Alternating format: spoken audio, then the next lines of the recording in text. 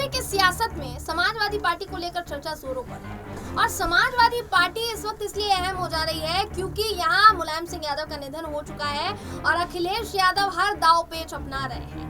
ऐसे में बीजेपी भी इस पूरे मौके को जाने देना नहीं चाह रही है। अब देखिए, मुलायम सिंह यादव का निधन हो चुका है, मुलायम सिंह यादव पर तो कोई टिप्पणी नहीं की जा रही है, लेकिन अखिलेश यादव पर भर भर कर टिप्पणियां सामने आ रही है और सभी टिप्पणियां सुर्खियां बटोर रही है। इन्हीं में से एक टिप्पणी है निरहुआ की। दिनेश लाल निरहुआ ने बड़ा हमला बोला अखिलेश यादव पर। उन्होंने यादव वोट बैंक को लेकर उन पर हमला बोला कि बाकी यादव देश के और जो बचे कुचे हैं वो अखिलेश के, ऐसा उन्होंने बयान दिया है। अब इस बयान पर कहा जा रहा है कि अखिलेश यादव बौखला उठे हैं, उनको तगड़ा गुस्सा आया है और उन्होंने सीधा चुनाव के लिए निरहुआ को चुनौती दे डाली है। देखिए, आजम खान किससे सांसद है, माफ कीजिएगा, आजमगढ़ से सांसद है दिनेश लाल निरहुआ। अब आजमगढ़ से वो सांसद हैं और उसके बाद जब उपचुनाव हुए थे तो उस पर धर्मेंद्र यादव उतरे थे, लेकिन धर्मेंद्र यादव को दिनेश लाल ने हरा दिया था। उसके बाद से ही दिनेश लाल निरहुआ लगातार सपा पर और अखिलेश यादव पर हमलावर रहते हैं और इसी कड़ी में वो इस बार भी हमलावर रहे हैं। अब यहाँ पर अखिलेश यादव जो है गुस्से में नजर आ रहे हैं और उन्होंने जो चुनौती दे दी है अखिलेश यादव को, उस पर आज हम चर्चा करेंगे दोस्तों। तो हमारे साथ इस पूरे मुद्दे पर चर्चा करने के लिए हमारे सहयोगी शाहजेब मौजूद है। शाहजेब, बहुत बहुत स्वागत है आपका। धन्यवाद। देखिए शाहजेब, यहाँ पर सबसे बड़ा सवाल यहाँ खड़ा हो रहा है कि देखिए, यहाँ पर निरहुआ ने अखिलेश यादव पर तीखा हमला बोला है। उन्होंने सपा के कई नेताओं को, आप बोल सकते हैं कि जितने भी नेता आजमगढ़ में हैं, उन लोगों को एक तरीके से गाली देते हुए निकम्मा बताया है कि इतने सारे लोग हैं लेकिन फिर भी आज तक बीजेपी के आने से पहले आजमगढ़ में कोई विकास कार्य नहीं हुआ है। तो इस पर आप क्या कहना चाहेंगे कि कहीं ना कहीं बीजेपी जो है अखिलेश यादव पर हमला करके बाकी जो दो मैनपुरी और गोला कोकरनाथ सीट पर उपचुनाव आने वाले हैं उसके लिए पैतरा अपना रही है? क्या देखिए, दिनेश लाल निरहुआ को लेकर के ज्यादा कुछ तो नहीं कहना चाहूंगा जयंती, लेकिन यही कहना चाहूंगा कि आज जो अभी आजमगढ़ में यहाँ पर विकास की बात कर रहे हैं दिनेश लाल निरहुआ, तो उनसे सवाल यही रहेगा कि चुनाव जीतने के बाद दिनेश लाल निरहुआ थे कहाँ आजमगढ़ में?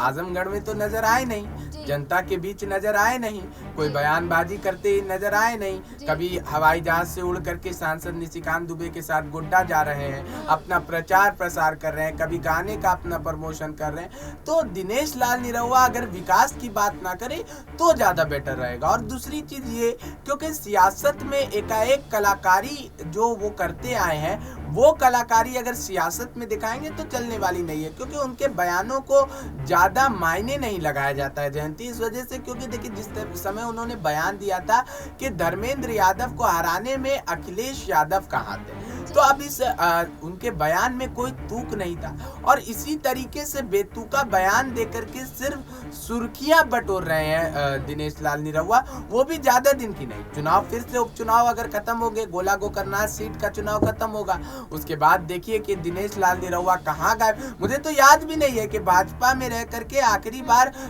आजमगढ़ के चुनाव के बाद उनका बयान क्या आया है, कोई भी बयान नहीं आया।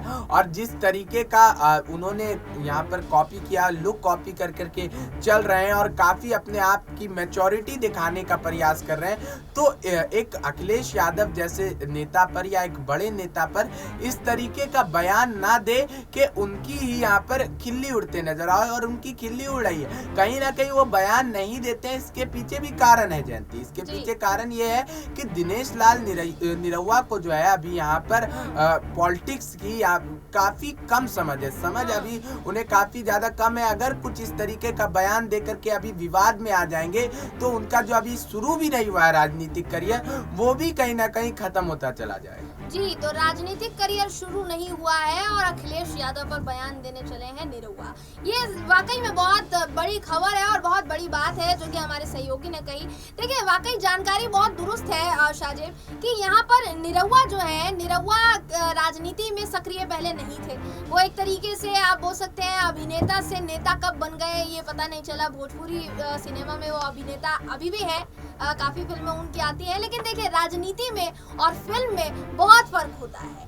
आप समझेंगे कि आप डायलॉग मार रहे हैं और आप एक बड़े नेता पर, यूपी के सियासत में बड़े नेता माने जाते हैं अखिलेश यादव, उन पर आरोप लगा रहे दिनेश लाल निरहुआ। तो आपको क्या लगता है शाहजेब, दिनेश लाल निरहुआ के इस पूरे बयान के क्या मायने हैं? ये कहीं ना कहीं बीजेपी के डर को प्रदर्शित कर रहा है कि जिस तरीके से अभी मुलायम सिंह यादव का निधन हुआ है और अखिलेश यादव को जिस प्रकार से जन समर्थन मिल रहा है, जितना प्रबल जन समर्थन उनको मिल रहा है, क्या उससे भाजपा डर गई है? क्या वही डर नजर आ रहा है निरहुआ के बयान में? क्या लगता है आपको? जी देखिए, निरहुआ के बयान से, देखिए निरहुआ का बयान मुझे भी नहीं लगता है कि भाजपा के कोई वरिष्ठ नेता जो है मायने लगाते हैं। निरहुआ का जिस तरीके का बयान आया है, साफ तौर पर देखिए बेतुका बयान नहीं आपको लग रहा है जयंती कि जितने यादव जो है देश के यादव है वो अखिलेश यादव के साथ नहीं है। बाकी अखिलेश यादव के साथ जितने यादव है वो अमेरिका या लंदन या पाकिस्तान से आए, ये दिनेश लाल निरहुआ जो है कहना चाह रहे थे। मुझे तो ये समझ में नहीं आने लगा कि कौन इस देश का है और कौन इस देश से बाहर का है। इसका सर्टिफिकेट एक अश्लील गायक कब से बांटने लगा, ये सबसे बड़ी बात है कि जो जी देखिए यहाँ पर जी बिल्कुल देखिए अश्लील गाना गा करके भोजपुरी के कई स्टार ऊपर उठे हैं। मैं आपको गिना देना चाहूंगा, स्क्रीन पर टीवी स्क्रीन पर नहीं बोलूंगा, लेकिन कई ऐसे गाने हैं दिनेश लाल निरहुआ के जो यहाँ पर अश्लील, काफी ज्यादा अश्लीलता की हद पार कर चुके हैं। ऐसे गाने भी है दिनेश लाल निरहुआ के।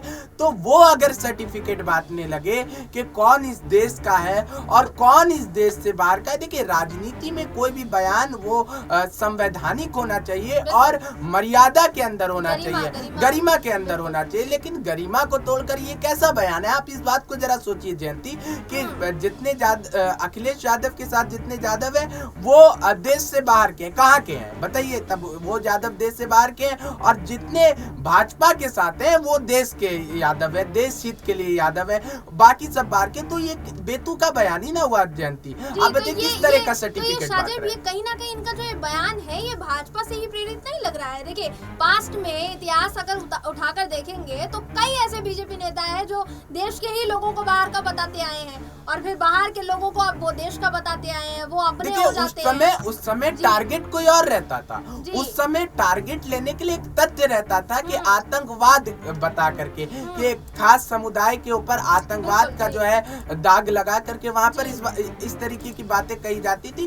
तो वहाँ पर कुछ तथ्य थे जयंती, लेकिन यहाँ पर क्या तथ्य है? अब आप हिंदुओं को भी अब किस तरीके से यहाँ पर देखिए बांटने का काम कर रहे हैं। जो भाजपा हिंदुत्व की बात करती है, हिंदुत्व जो उत्तर प्रदेश के मुख्यमंत्री हैं योगी आदित्यनाथ, वो आपको अपने आप को हिंदू हृदय सम्राट बताते हैं। तो अब हिंदुओं में भी अलग अलग करने लगे, यादव अलग, ब्राह्मण अलग और ये अलग। तो ये किस तरीके की राजनीति है, इसको समझने के लिए दिनेश लाल निरहुआ को अभी और तजुर्बे की जरूरत है। जी तो दिनेश लाल निरहुआ का बयान बिल्कुल बेतुका है और उनको तजुर्बे की जरूरत है।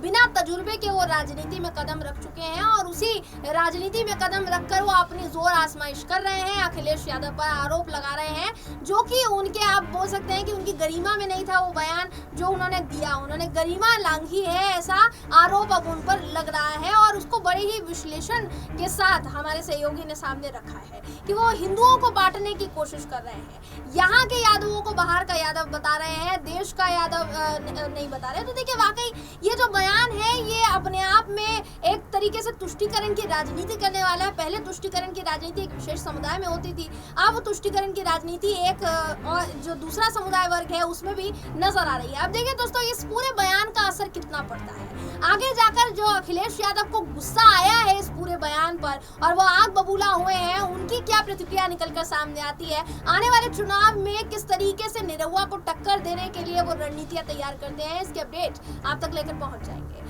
बहरहाल इस खबर पर आपकी राय क्या है कमेंट करके जरूर बताइएगा। वीडियो अगर आपको पसंद आया हो तो वीडियो को लाइक और शेयर करना ना भूलें। फिर मुलाकात होगी आपसे किसी ऐसी ही खबर के साथ, तब तक के लिए नमस्कार।